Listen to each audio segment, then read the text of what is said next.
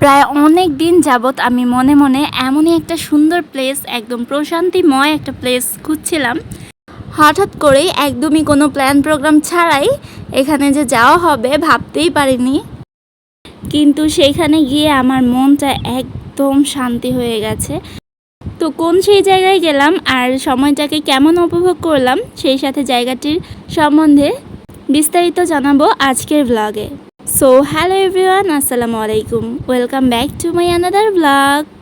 কাছে কিংবা দূরে, দেশ এবং দেশের বাইরে যে যেখান থেকেই আমার আজকের ব্লগটি দেখছেন, আশা করছি সবাই অনেক বেশি ভালো আছেন। আলহামদুলিল্লাহ, আল্লাহর অশেষ রহমতে এবং আপনাদের সকলের দোয়ায় আমরাও ভালো আছি।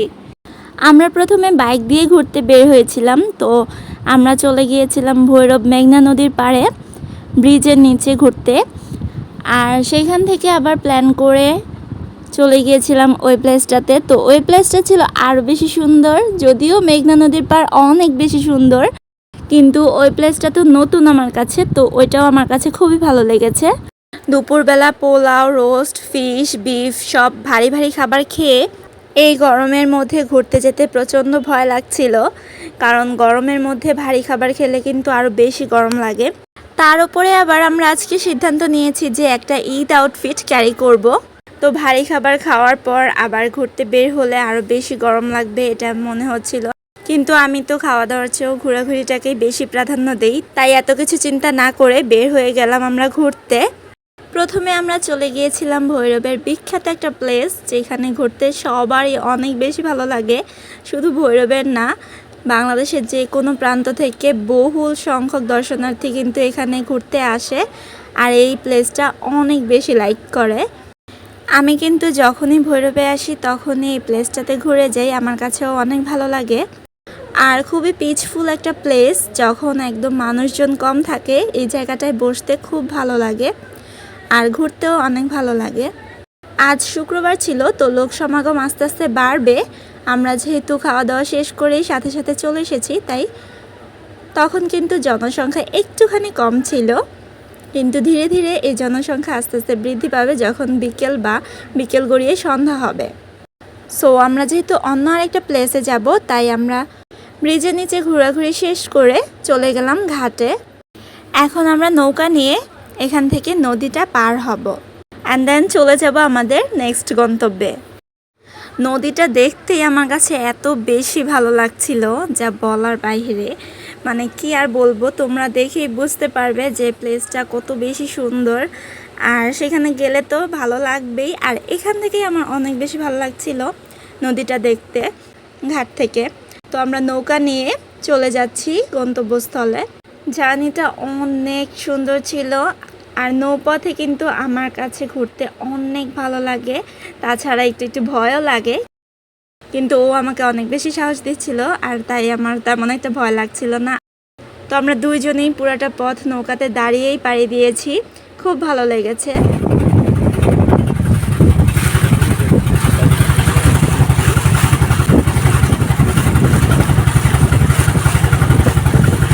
বোট জার্নিটা যে এত বেশি ভালো লাগছিল কি আর বলবো, মানে জাস্ট অসম একটা ভিউ আর অস্থির একটা জার্নি ছিল এটা। দুইজন একসাথে সময়টাকে অনেক বেশি এনজয় করছিলাম। মাশাআল্লাহ, আলহামদুলিল্লাহ, আল্লাহ যেন বারবার এত সুন্দর প্লেসে যাওয়ার তৌফিক দান করে সেই প্রার্থনাই করি। এই তো আমরা চলে এসেছি আমাদের কাঙ্ক্ষিত গন্তব্যে, আর এখানে কিন্তু নতুন একটা কফি হাউস হয়েছে, সেটার নাম হচ্ছে সানফ্লাওয়ার কফি হাউস। এটা হচ্ছে ঈদের দিন উদ্বোধন করা হয়েছে, তো আমরা সেখানে গিয়ে কফি হাউসেও ভিজিট করতে পারলাম। কফি হাউসের ওনার বলছিল যে এটা একদমই নতুন একটা কফি হাউস, তো ওনারা ডে বাই ডে এটা ইমপ্রুভ করার চেষ্টা করছে। তো ভালোই লেগেছে আমার কাছে, সিম্পলের মধ্যে একটা সুন্দর লুক দেওয়ার ট্রাই করেছে তারা। আমরা কফি হাউসের খাবার খেয়েছি, কিন্তু নদীর পাড়ে বসে আমরা এটার ভেতরে না বসে বাহিরেই বসেছিলাম, কারণ আমাদের নদীর পাড়ে বসতেই বেশি ভালো লাগছিল।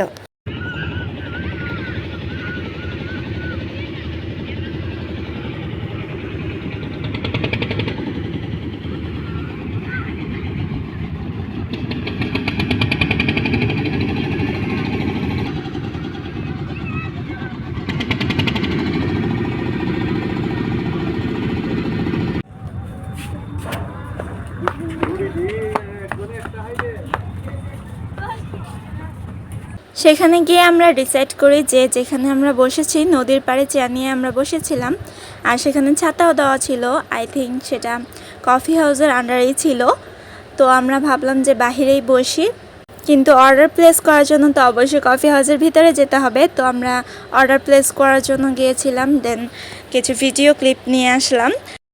কফি হাউসটার ভেতরের দিকটাও খুব সুন্দরভাবে ডেকোরেশন করা ছিল। তো এটার নাম যেহেতু সানফ্লাওয়ার কফি হাউস, তাই একটু পরপরই দেখছিলাম যে কতগুলো আর্টিফিশিয়াল সানফ্লাওয়ার এখানে তারা ডেকোরেশনে অ্যাড করেছে। তো ডেকোরেশনটা আমার কাছে অ্যাভারেজ লেগেছে, কিন্তু প্লেসটা আমার কাছে খুব ভালো লেগেছে। বিশেষ করে নদীটার কারণে প্লেসটা অসম্ভব রকমের সুন্দর লেগেছে। আর আমরা যেহেতু নদীতে ঘুরতে গিয়েছি, আর আমরা যেহেতু একটু ভ্রমণ পিপাসু মানুষ, আমাদের কাছে এই প্লেসটা অনেক ভালো লেগেছে। তোমাদের কাছে ভিডিওতে দেখে কেমন লেগেছে অবশ্যই কমেন্টে জানাতে পারো। এই প্লেসটা পড়েছে হচ্ছে রায়পুরা নরসিংদীতে। আর এই ফার্স্ট টাইম আমরা এই প্লেসটাতে গিয়েছি, আমার কাছে বেশ ভালো লেগেছে। আমার কাছে খোলামেলা আর নিরিবিলি পরিবেশ অনেক বেশি ভালো লাগে, তাই হয়তো বা এই জায়গাটাতে এসে আমার এত বেশি শান্তি লেগেছে। সো আমরা সানফ্লাওয়ার কফি হাউস থেকে খাবার অর্ডার করে চলে যাই আবার নদীর পাড়ে। কি গান গাইতেছো তুমি?